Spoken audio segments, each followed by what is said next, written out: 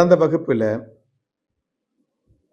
பல்வேறு விதமான பாவத் தொடர்புகள் எப்படி ஒரு தனிமனித வாழ்வியலில் மாற்றங்களை ஏற்படுத்துகிறது அப்படிங்கிறத பார்த்துட்டு வந்திருக்கோம். இதுல இன்றைக்கு வாழக்கூடிய வாழ்வியல்ல இளைய சமுதாயத்துல இருக்க வேண்டிய ஒரு முக்கியமான ஒரு நிலை என்னன்னா தைரியம். எல்லாரும் வீட்டுக்குள்ளேயே அடைஞ்சு சமூக ஊடகங்கள்லயே மூழ்கி கிடக்கக்கூடிய இந்த நிலையில எது தைரியம், எது தைரியமின்மை, எது பயம், எது தடுமாற்றம் அப்படிங்கிறதை பற்றிய ஒரு புரிதல் கூட இல்லாத ஒரு சமூகத்தை நாம் சந்தித்து கொண்டிருக்கிறோம்.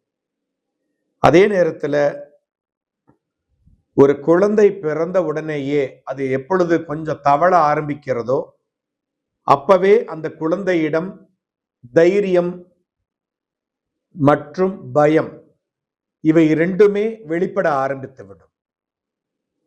சில குழந்தைங்க யாரை பார்த்தும் பயப்படாது, எல்லாத்தையும் ஈஸியா போகும், ஃப்ரீயா இருக்கும், எதை பத்தியும் கவலைப்படாது. அப்போ அவர்கள் தைரியமான ஒரு கிரக அமைப்பை பெற்றிருக்கிறார்கள் என்பதை நீங்கள் புரிந்து கொள்ள வேண்டும்.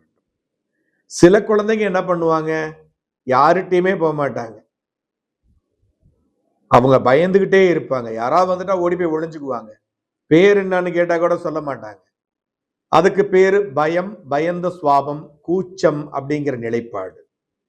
இது எப்படி ஏற்படுகிறது அப்படின்னு பார்த்தீங்கன்னா, லக்னம் லக்னாதிபதி தைரியத்தை குறிக்கக்கூடிய பாவத்தோடும், அதோடு மட்டுமில்ல எதிரிகளை பற்றி கவலைப்படாத சிந்திக்காத நிலையில் இருக்கக்கூடிய ஒரு தன்மையை பெற்றிருக்கக்கூடிய பாவத்தோடும் தொடர்பு பெறும் பொழுது அவர்கள் தைரியசாலிகளாக இருக்கிறார்கள். எதை பற்றியும் கவலைப்படாம, யாரை பற்றியும் கவலைப்படாம, தான் நினைத்ததை சாதிக்கக்கூடிய, நினைத்ததை செயலாற்றக்கூடிய, நினைப்பதை மற்றவர்களுக்கு எடுத்துரைக்கக்கூடிய ஒரு நிலையை பெற்றவர்களாக அமைந்திருக்கிறார்கள் அப்படிங்கிறத நாம புரிந்து கொள்ள வேண்டும். அப்ப என்ன பண்ணணும், தைரியஸ்தானமான வீரியஸ்தானமான மூன்றாம் பாவத்தோடோ மூன்றாம் அதிபதியோடோ லக்னமோ லக்னாதிபதியோ தொடர்பு பெறுவதனாலும், எதிரிகளை கண்டு பயப்படாத, தடைகளை பிரச்சனைகளை கண்டு தடுமாறாத ஒரு எண்ணத்தை அவர் பெற வேண்டும் என்றால் லக்னம் லக்னாதிபதி உபஜயஸ்தானமாக விளங்கக்கூடிய ஆறாம் பாவத்தோடு தொடர்பை பெற்றிருக்க வேண்டும். இந்த ஆறாம் பாவ தொடர்பு அப்படிங்கிறது நிச்சயமா அவர்களுக்கு தடையற்ற, எதிரிகளை கண்டு துவளாத, யாரா இருந்தாலும் பார்த்துக்கலாம் அப்படிங்கிற மாதிரியான எதிரிகளை உருவாக்கக்கூடிய, எதிர்த்து நின்று போராடக்கூடிய ஒரு தன்மையை அவர்களுக்கு வழங்குகிறது. அப்போ லக்னம் லக்னாதிபதி 3 மற்றும் 6ஆம் பாவத்தோடோ 6ஆம் அதிபதியோடோ தொடர்பு பெறும் பொழுது நிச்சயமா அந்த குழந்தை தைரியசாலிகளாக, எதை பற்றியும் கவலைப்படாதவர்களாக, யார் என்ன கேட்டாலும் எதிர்த்து நின்று போராடக்கூடிய ஒரு தன்மையையும் போர்க்குணமிக்க ஒரு நிலையையும் பெற்றவர்களாக இருக்கிறார்கள். அதே நேரத்துல தைரிய வீரிய காரகனாக விளங்கக்கூடிய கிரகம் செவ்வாய். இந்த செவ்வாய் நல்ல நிலையிலிருந்து லக்னத்தோடோ லக்னாதிபதியோடோ தொடர்பை பெறும் பொழுது மிக அற்புதமான மாற்றங்கள், பயமற்ற நிலை, தைரியமா எதா இருந்தாலும் செயலாற்றக்கூடிய தன்மை, ஒரு பவர், உடலிலேயே ஒரு வலு, யாரா இருந்தாலும் பார்த்துக்கலாம், என்ன இருந்தாலும் பார்த்துக்கலாம் அப்படிங்கிற மாதிரியான தன்மை அவர்களுக்கு ஏற்பட்டு விடுகிறது. இந்த நிலை ஒரு ஜாதகரை தைரியமிக்கவராக, பயமற்றவராக, எதிரியை நேராக நின்று அவரோடு மோதி வெற்றி பெறக்கூடிய தன்மை பெறக்கூடியவராக மாற்றுகிறது அப்படிங்கிறத நீங்கள் புரிந்து கொள்ள வேண்டும். சரி, எல்லாருமே தைரியத்தோடே இருக்காங்களா அப்படின்னா இல்லை. என்ன பண்றாங்க, பயத்தோடும் வாழ்க்கை வாழக்கூடிய நிலையை நாம் பார்க்க முடிகிறது. அப்ப பயத்தோட வாழணும்னா அதற்கான பாவங்கள் என்ன, அதற்கான நிலைப்பாடு என்ன அப்படிங்கிறதெல்லாம் நம்ம என்ன பண்ணணும், மிக தெளிவா அதையும் படித்தாக வேண்டும். இப்போ இந்த லக்னம் லக்னாதிபதி 3ஆம் பாவத்தோடும் தொடர்பு கொண்டு எவ்விதத்திலாவது 8ஆம் பாவத்தோடோ 8ஆம் அதிபதியோடோ தொடர்பு பெறுமானால் அவர்களுடைய தைரியமானது பலவீனமாக இருக்கிறது. எந்த ஒரு பாவமா இருந்தாலும் 8ஆம் பாவத்தோடும் தொடர்பு பெறும் பொழுது அது பலவீனப்படுத்துகிறது. அவங்களை கொண்டு போய் சின்ன சின்ன விஷயங்களில் கூட தைரியமா செயலாற்றும் பொழுது எதிர்மறையான விளைவுகளை கொடுத்து அவர்களுக்குள்ள ஒரு அதைரியத்தை ஏற்படுத்தி ஒரு போராட்டம் இல்லாத ஒரு நிலையை கொடுத்து விடுகிறது அப்படிங்கிறது அதனுடைய தர்பரியமாக இருக்கிறது. அப்ப 3ஆம் பாவத்தோடு தொடர்பு பெற்று உபஜயஸ்தானமான 6ஆம் பாவத்தோடும் தொடர்பு பெறும் பொழுது மிக அதீதமான தைரியத்தை, வீரத்தை, வெற்றியை கொடுக்கிறது. அதே நேரத்துல 3ஆம் பாவத்தோடு தொடர்பு பெற்று 8ஆம் பாவத்தோடும் தொடர்பு பெறும் பொழுது அவருடைய தைரியமான செயல்கள் எல்லாமே அவருக்கு பின்னடைவை கொடுத்து, கஷ்டங்களை கொடுத்து, பிரச்சனைகளை கொடுத்து, எதிர்பார்த்த நன்மையை அடைய விடாம ஒரு போராட்டமான வாழ்வியலை ஏற்படுத்தி விடுகிறது.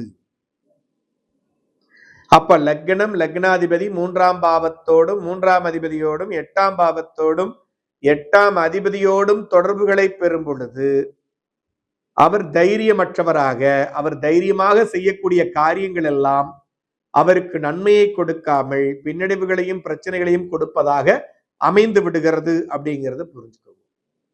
அதோடு மட்டுமில்ல, எதெடுத்தாலும் பயம், குழப்பம், ஏதாவது வந்துருமோ, நம்ம கிட்ட இருக்கக்கூடிய பிரச்சனைகள் வெளியே தெரிஞ்சிடுமோ அப்படிங்கிற மாதிரியான நிலைப்பாடு, மற்றவர்களை அண்டி வாழ்ந்தே சுகம் கண்ட நிலை, மற்றவர்கள் மீது பழியை போட்டே வாழ்ந்த நிலை, மான அவமானங்களுக்கு அச்சப்படாத, கவலைப்படாத ஒரு நிலை, இதையெல்லாம் வச்சிருக்கிற ஒரு கிரகம் எதுன்னு பார்த்தா சனி கிரகம்.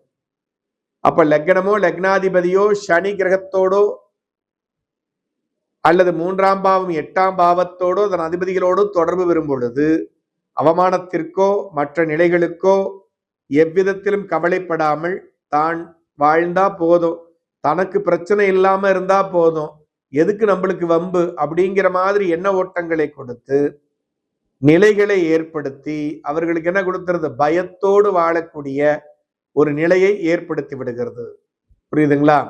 நமக்கு எதுக்கு வம்பு, ஏற்கனவே அவரோட பேசணும், கேட்டோம், அதுலயே பெரிய பிரச்சனை வந்துருச்சு, இனிமே நம்ம இந்த பிரச்சனைக்கே போகக்கூடாது, எந்த வம்பு தும்புக்கும் போகக்கூடாது, நம்ம உண்டு நம்ம வேலை உண்டுன்னு இருக்கணும் அப்படிங்கிற மாதிரி தன்மை. அப்ப அவர்களுக்கு என்ன கிடைக்கும், நிறைய பேர் அவமானப்படுத்துவாங்க, திட்டுவாங்க, ஏசுவாங்க, பல்வேறு நிலைகள்ல அடிமைப்படுத்த முயற்சி பண்ணுவாங்க. இதெல்லாம் எதிர்த்து கேட்கறதுக்கு என்ன வேணும், தைரியம் வேணும். தைரியத்தோடு எதிர்த்து கேட்கும் பொழுது போராடக்கூடிய தன்மை இருக்கணும், எதிரிகளை சமாளிக்கக்கூடிய நிலை இருக்கணும். ஆனா 8ஆம் பாவத்தோடு ஏற்படுத்திக் கொள்ளுகிற தொடர்பு அதை ஆமோதிப்பதில்லை, அதை வலியுறுத்துவதில்லை. அப்ப என்ன பண்ணுது, பிரச்சனைகளை மேலும் மேலும் அதிகப்படுத்தும், அதனால பயம் வரும், அந்த பயத்தால இவர்களால எதையுமே சாதிக்க முடியாத, போராட முடியாத ஒரு நிலை ஏற்பட்டு விடுகிறது அப்படிங்கிறத நீங்க புரிந்து கொள்ள வேண்டும். அப்ப வாழ்க்கையில பயம் இல்லாம வாழ்ற வாழ்க்கை இருக்கு பாத்தீங்களா, அதுதான் ஒரு மனிதனுக்கு நிம்மதியை கொடுத்து, மகிழ்ச்சியை கொடுத்து, நல்ல மாற்றங்களையும் ஏற்படுத்தும். ஒவ்வொன்றுக்கும் பயந்துகிட்டே இருக்காங்க பாருங்க, அவங்க வாழ்நாள் முழுவதும் பயந்து கொண்டே எதையுமே அனுபவிக்க முடியாம, எதையுமே புரிந்து கொள்ள முடியாம, எதையுமே எதிர்த்து கேட்க முடியாம, தனக்கு தேவையானதை கூட தேவைன்னு சொல்லி கேட்க முடியாத ஒரு நிலையை பெற்று வாழ்நாள் முழுவதும் பயத்தோடையே வாழ்கிறார்கள். இதுக்குதான் முன்னோர்கள் சொல்லுவாங்க, வீரனுக்கு, பயமற்றவனுக்கு, துணிச்சலானவனுக்கு மரணம் ஒரே முறை, ஆனால் பயந்து கொண்டிருப்பவனுக்கு, துணிச்சலற்றவனுக்கு, தன்னம்பிக்கையற்றவனுக்கு ஒவ்வொரு நிமிடம் வாழக்கூடிய நிலையும் ஒவ்வொரு நிமிட வாழ்க்கையும் மரணமாகத்தான் அமையும். அதைத்தான் என்ன சொன்னாங்க பெரியவங்க, வீரனுக்கு ஒரு முறை மரணம், ஆனா கோழை ஒவ்வொரு முறையும் இறந்து இறந்து பிழைக்கிறான் அப்படிம்பாங்க. புரியுதுங்களா? அப்ப இந்த ஒரு பயமற்ற வாழ்க்கை என்பதுதான் மனிதனுடைய நிம்மதியான வாழ்க்கையினுடைய அடிப்படை ஆதாரம். எதா இருந்தாலும் பார்த்துக்கலாம், எவனா இருந்தாலும் பார்த்துக்கலாம்னு நிம்மதியா வாழ்வாங்க. எப்ப அந்த பயம் வந்து விடுகிறதோ அப்ப யாரை பார்த்தாலும் பயமா இருக்கும். இவன் நம்மளுக்கு எதிரியா இருப்பானோ, இவன் நம்மளைய காலி பண்ணிடுவானோ, இவன் நம்மளைய ஏதாவது சிக்கல்ல மாட்டி விட்டுருவானோ, நம்ம பொருளாதாரத்தை புடுங்கிடுவானோ, இப்படி பயமும் பிரச்சனைகளும் உருவாகும் பொழுது ஒவ்வொரு நிமிடமும் நிம்மதியற்ற ஒரு தன்மை ஏற்பட்டு அதன் அடிப்படையில் வாழக்கூடிய வாழ்வியலை அவர்கள் பெற்றிருக்கிறார்கள்ன்றத புரிஞ்சுக்கங்க. ஆகையினாலதான் பயமும் பயமற்ற வாழ்க்கையும் மிக முக்கியமானது மனித வாழ்வியலில் அப்படிங்கிறத புரிஞ்சுக்கங்க. முன்பு சொல்றது மாதிரியே ஜாதகங்களை எடுத்துக்கொண்டு இவர் தைரியமானவரா, கோழையா, என்ன மாதிரியான வாழ்வியலை வாழ்ந்து கொண்டிருக்கிறார் அப்படிங்கிறத நீங்க ஆராய்ச்சி பண்ணி அதன் அடிப்படையில் ஒரு புரிதலை ஏற்படுத்தி கொண்டு வாழ்வியலை நகர்த்த ஆரம்பியுங்கள். நிச்சயமா வாழ்க்கை நல்ல மாற்றங்களை கொடுக்கும். மீண்டும் அடுத்த பயிற்சி வகுப்புல இன்னும் பல்வேறு நுட்பங்களை பார்க்கலாம். வாழ்த்துக்கள்.